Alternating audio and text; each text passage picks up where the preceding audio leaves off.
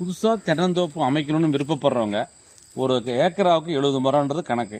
அதுக்கு என்னென்னா, ஒரு தேங்காய் மரத்துக்கு இன்னொரு தேங்காய் மரத்துக்கும் 25 அடி இடைவெளி இருக்கணும். இது கண்டிப்பாக இருக்கணும்.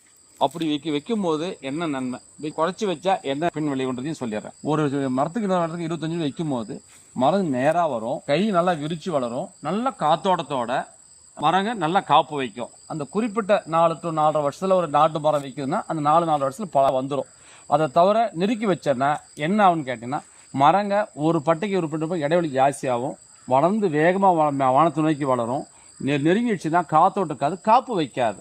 8 வருஷம் 10 வருஷம் ஆனாலும் ஒரு குலை 2 குலை வைக்கும், 4 கா 3 கா வைக்கும். இது என்ன காரணம்னா, மரம் ஒன்று இலைய பின்றதுனால தான். நல்ல காத்தோட்டமாக்கும் போது கரெக்டான ஒவ்வொரு மட்டிக்கான ஒரு குலை வரும், கரெக்டாக காய் வைக்கும். உங்களுக்கு வருஷத்துக்கு ஒரு மரத்துக்கு 200 to 250 காய்னா நீங்கள் பராமரிப்பதை வச்சு கரெக்டாக வந்துடும். இது போக இது இடைவெளி வைக்கும் போது ரவுண்டு வட்டைப்பாத்தி போட்டு சொட்டு நீர் போகிறதா இருந்தாலும் சரி, அல்லது பிற்காலத்தில் ஒரு ஊடுபயிர் பண்ணுறோம்னாலும் சரி, இடைவெளியில் ஊடுபயிர் பண்ணோம்னா நம்ம தென்னை மகசூல்லையும் ஒரு வருமானம் பார்க்கலாம், ஊடுபயிர்லேயும் ஒரு மகசூல் வரும் நமக்கு கிடைக்கும். அப்போ 2 வருமானம் நேரத்தில் நமக்கு கிடைக்கும். இதனால நம்ம செல்வாக்காக இருக்கலாம். இதுக்கு நீங்கள் கண்டிப்பாக ஒரு மரத்துக்கு ஒரு மரம் 25 அடின்றது எந்த காரணத்தை கொண்டு குறைச்சிடாதீங்க.